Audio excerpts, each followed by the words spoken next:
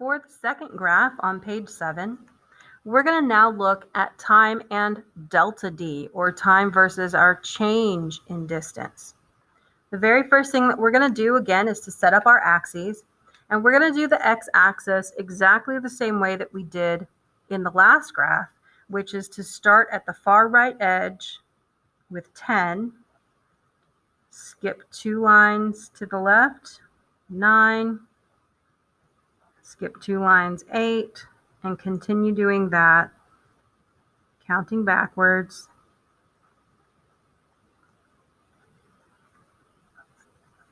Until you get to 0. Go on and take your ruler or your straight edge, draw in your x-axis,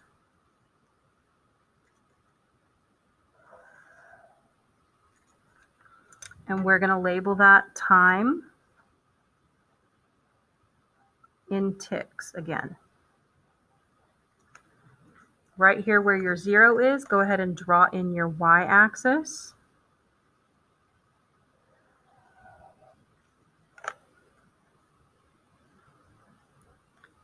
And then we're going to count lines available so that we can scale our axis in just a moment. So I have 1, 2, 3, 4, 5, 6, 7, 8, 9, 10, 11, 12, and we'll leave that last one. So I'm going to say I have 12 lines available on that y-axis. And before I do anything else, let's go ahead and label it. It's going to be our delta D in centimeters. And we're going to talk a little bit more about that label in just a moment. Now we need to scale our axis, and this one's going to be a little bit trickier because instead of just looking at the last value in each column, you have to look at every single value in all 4 of your delta D columns and find the absolute highest value for any of your delta D anywhere on your page. So when I look at mine, I can see right here in the middle of this one, I've got a 46. And that's the highest number that I have in any of the columns.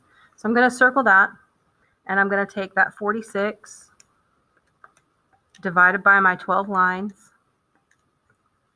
and I get 3.83333. So again, you're going to take this number and round it up to the next whole number. So in my case, 4.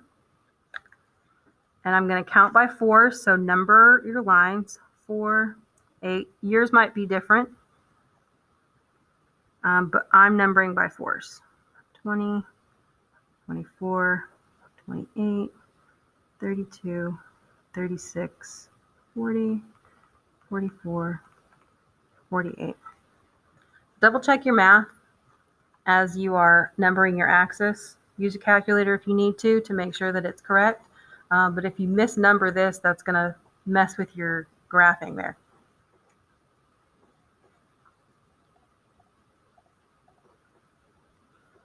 So now we're going to graph our data again and use the same colors that you used before so you can see the correlation between the two. And you're going to take all of your delta D and graph them on the second graph. So 139, 240, 333.5, 434, 5 is 30, 6 31.5, 7 is 32, 8 is 30.5,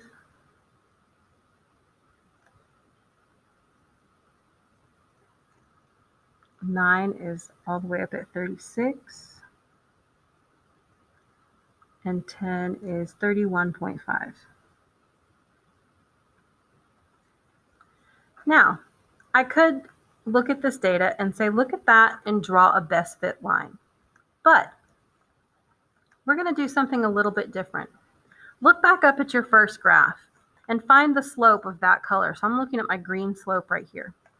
And I see that the slope of this line was 33.8 centimeters per tick. I'm going to take this slope value and I'm going to use that as my y-intercept on my second graph. So 33.8 is going to be about right here. And then I'm going to take my straight edge, and using that value as a y-intercept, I'm just going to draw a straight line all the way across with my slope value as y-intercept. And what do you think about that? I couldn't have drawn a better best fit line if I had tried. It goes almost exactly in between. So the slope of our line up here is a pretty good average of all of our individual pieces of data here. So we're going to do that with all 4 of our data sets now. Plot your points in the appropriate color, then use your slope value as your y-intercept to draw a horizontal line, and we'll see what we get. Now you can see that I have 4 colored lines that correspond to my same 4 slopes from my first graph. So now we're going to write something underneath this graph as well. So go on and flip it open, and in the space underneath your graph, you're going to write, this is a velocity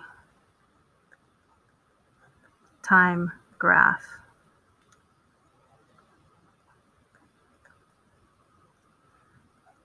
It also represents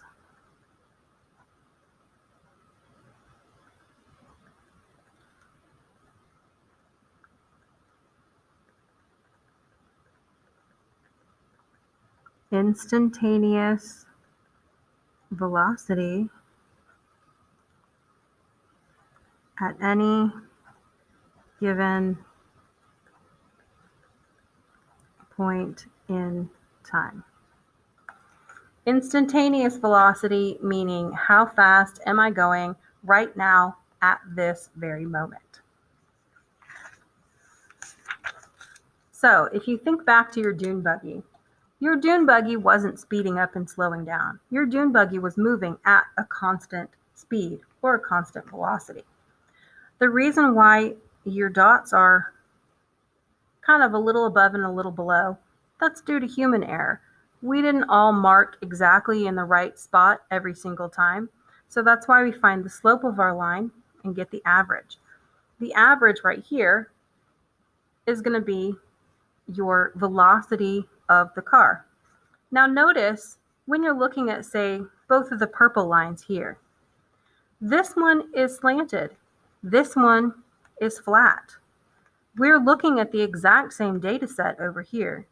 So both of these lines are showing the exact same motion of the dune buggy. We're just showing it in a slightly different way. So think about it now. What would a zero slope mean on this graph? On this graph, a zero slope would mean that the dune buggy wasn't moving. But all of these lines are a zero slope over here.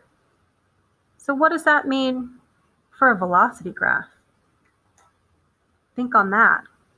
And the last thing that we're going to do here is we're going to add a second label to our y-axis.